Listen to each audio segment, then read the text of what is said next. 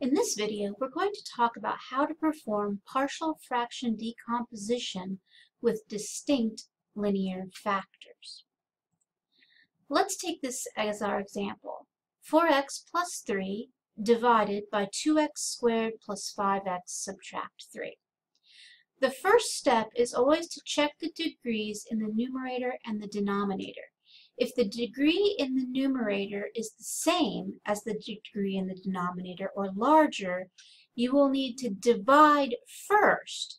But if the degree in the numerator is already smaller than the degree in the denominator, you can go ahead and perform your partial fraction decomposition. In this case, the degree in the numerator is 1. The degree in the denominator is 2. So we can go ahead and do the partial fraction. The second step, once you've already gone ahead and made sure the degree in the numerator is smaller, is to factor the denominator. So in this case, 2x squared plus 5x subtract 3 will factor as 2x minus 1 times x plus 3. The third step is to set up the partial fractions. So the way this splits up is we will have one fraction with some unknown numerator a and a denominator of 2x minus 1 added to another fraction with some unknown numerator b and a denominator of x plus 3.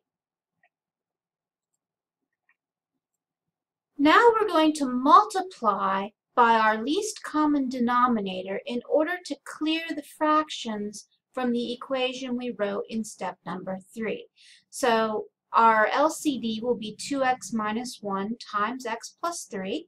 So multiplying by that on the left-hand side will give us 4x plus 3.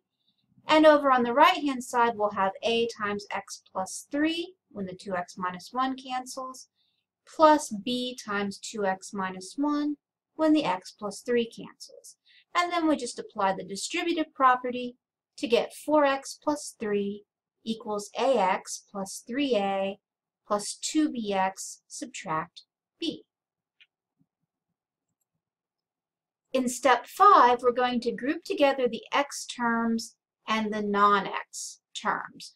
So taking a look at the x pieces, we have 4x on the left and ax and 2bx on the right. That gives us the equation 4x equals ax plus 2bx.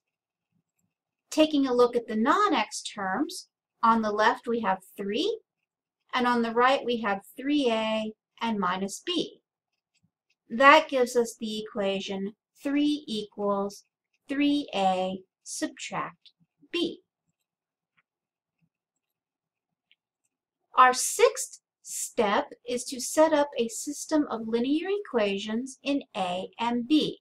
That means we need to modify our first equation just a little bit. Since all of the terms in 4x equals ax plus 2bx involve a factor of x, we can divide everything by x and rewrite that equation as 4 equals a plus 2b. The second equation, 3 equals 3a minus b, is already a linear equation in a and b, so we can leave it alone. In step 7, we need to solve the system for a and b. So we have 4 equals a plus 2b and 3 equals 3a minus b. We know lots of ways to solve this system. We could graph the equations and find the intersection point. We could use substitution. We could use elimination. We could write an augmented matrix and find the reduced row echelon form, or we could use Cramer's rule. No matter which method you pick, you'll come out with a equals 10 over 7 and b equals 9 over 7.